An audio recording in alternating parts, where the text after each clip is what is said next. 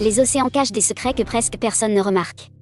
Des navires qui disparaissent des radars, du pétrole qui circule sous sanction, et un système entier qui fonctionne dans l'ombre. Salut, c'est Jana. Aujourd'hui, on va comprendre comment une flotte fantôme transporte du pétrole, sans être arrêtée, et surtout, pourquoi ce système continue d'exister. Les flottes fantômes ne sont pas une légende. Ce sont de vrais navires, souvent très anciens, parfois âgés de plus de 30 ou 40 ans, achetés à bas prix, puis réutilisés pour des opérations discrètes. Ces navires sont immatriculés sous ce qu'on appelle des pavillons de complaisance. Concrètement, cela signifie qu'ils sont enregistrés dans des pays où les contrôles sont faibles, voire inexistants. Mais ce n'est que le début. Pour rester invisibles, ces navires changent régulièrement de nom, de propriétaire, et même de nationalité. Certains vont encore plus loin. Ils coupent leur système de localisation, appelé AIS, un outil normalement obligatoire qui permet de suivre les navires en temps réel.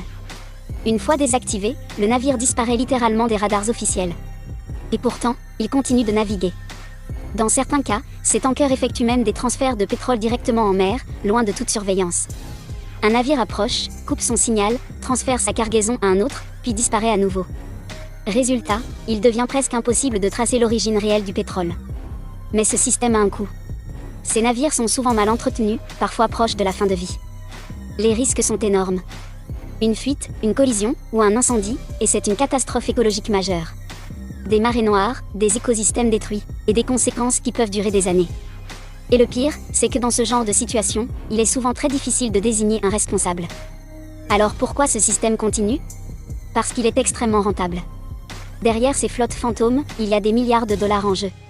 Des producteurs qui veulent vendre malgré les sanctions, des acheteurs prêts à profiter de prix plus bas, et des intermédiaires qui facilitent ces échanges dans l'ombre. C'est tout un réseau. Un système parallèle, qui fonctionne en dehors des règles classiques. Et dans ce système, beaucoup ont intérêt à ce que rien ne change. La flotte fantôme n'est pas invisible. Elle est simplement tolérée. Parce qu'elle répond à des intérêts économiques trop importants. Mais la vraie question reste entière, jusqu'à quand ce système pourra continuer, avant qu'un accident majeur ne révèle tout au grand public ? Abonne-toi pour comprendre ce que les autres ne t'expliquent pas.